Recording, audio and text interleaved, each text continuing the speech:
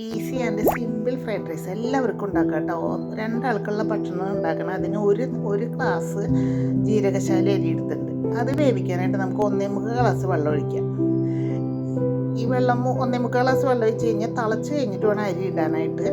അപ്പോൾ അരി കഴുകി സ്വല്പം നേരം വെച്ചാൽ മതി. അത് അരി ഇട്ട് കഴിഞ്ഞാൽ അതിലേക്ക് 2 ടീസ്പൂൺ ഓയിൽ ഒഴിക്കുക. ആവശ്യത്തിന് ഉപ്പിടുക. അതിൻ്റെ മുകളിൽ വേവിക്കാനുള്ള പച്ചക്കറി വയ്ക്കുക.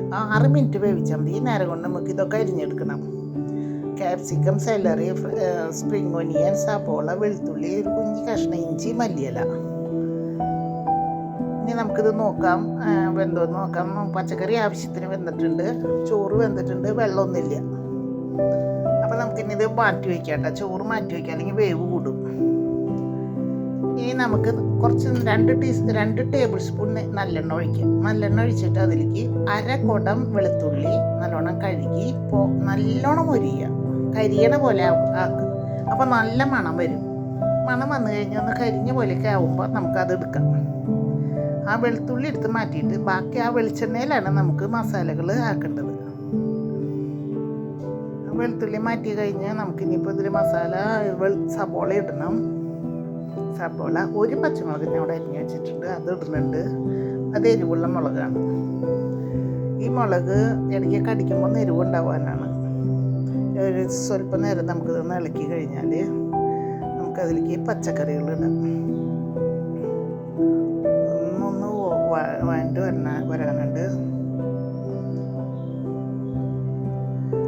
നമുക്കിതിലേക്ക് വേവിച്ച് വെച്ച പച്ചക്കറികളുണ്ട്. ഇത് പച്ചക്കറി വേവിക്കുമ്പോൾ ഒരു തുണിയോ അല്ലെങ്കിൽ നമ്മൾ ബേക്ക് ചെയ്യുന്ന കടലാസില്ലേ അതോ വെച്ചിട്ടാക്കാം കേട്ടോ.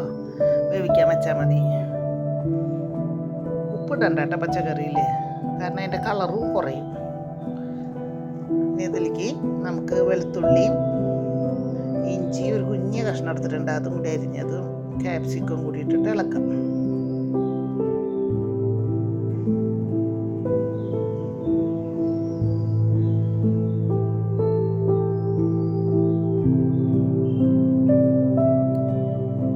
എരിവിന് ഒരു പച്ചമുളക് ഇട്ടിട്ടുള്ളൂ, അതുകൊണ്ട് കുറച്ച് ക്രഷ്ഡ് ഇങ്ങനെ ഒരു മണം, നല്ല മണമാണ് ഈ കുരുമുളക് ഇടുമ്പോൾ.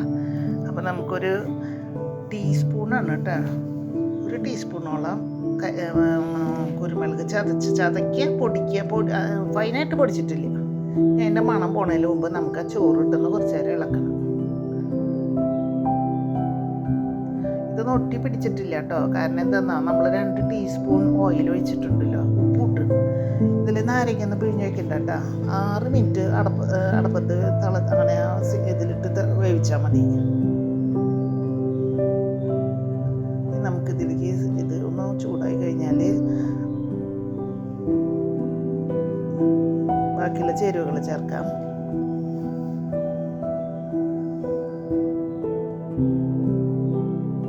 അധികം സിമ്മിലാണ് വെക്കേണ്ടത് കേട്ടോ. ഇതിപ്പോൾ സിമ്മിലാണ് കത്തണത്. ഞാൻ ഇത് വല്ലാണ്ട് ഇതായല്ലേ, എൻ്റെ മണക്ക് പോവില്ല. ഇതിലേക്ക് നമുക്ക് ഈ ഇത് എരിഞ്ഞ് വെച്ചേക്കുന്ന ഇലകളൊക്കെ ഇടാം. സെലറി ഒരു കുറച്ചിടാം. അതിൻ്റെ ബാക്കിയുള്ളത് നമുക്ക് പ്ലേറ്റ് ചെയ്യുമ്പോൾ ഇടണം. പിന്നെ കുറച്ച് സള്ളാസിലിക്കും വേണം. മല്ലിയില, സ്പ്രിംഗ് ഒനിയൻ ഇട്ടിട്ട് ഇളക്കിയിട്ട് നമുക്കിനി ഒരു പാത്രത്തിലേക്ക് മാറ്റി വയ്ക്കാം. എന്നിട്ട് ആ പാത്രത്തിൽ നമുക്ക് ഇതിൽ നിന്ന് കുറേശ്ശെ ഇല അരിഞ്ഞ് വെച്ചത് എടുത്തിടണം കേട്ടോ. നല്ല മണവും. ബാക്കിയുള്ള അരിഞ്ഞു വെച്ച ഇലകൾ നമുക്ക് സള്ളാസിലേക്ക് ഇട്ടിട്ട് അതിലേക്ക് ഒരു കുഞ്ഞ് കഷ്ണം ഇഞ്ചി, വേപ്പിലയും കൂടി അരിഞ്ഞിട്ട് കഴിഞ്ഞാൽ സള്ളാസ് റെഡിയാക്കാം. നമുക്ക് ബൗളിലേക്ക് മാറ്റാം. എന്നിട്ട് അതിൻ്റെ മേലിൽ 1 ടീസ്പൂൺ സോയ സോസ്, ബ്ലാക്ക് ആണ് കേട്ടോ, അത് ഒഴിച്ചിട്ട് നല്ലോണം ഇളക്കി ബാക്കിയുള്ള ഇലകൾ വെച്ചിട്ട് നമുക്ക് മാറ്റി വയ്ക്കാം. അതിന് മല്ലിയില, സെലറി, സ്പ്രിംഗ് ഒനിയൻ, ഇത് 3 കൂടി കുറേശ്ശെ ഇട്ടിട്ട് മാറ്റി വയ്ക്കാം.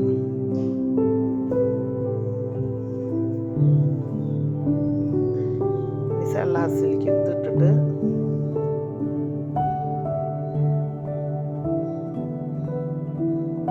നല്ല ടേസ്റ്റി ആയിട്ടുള്ള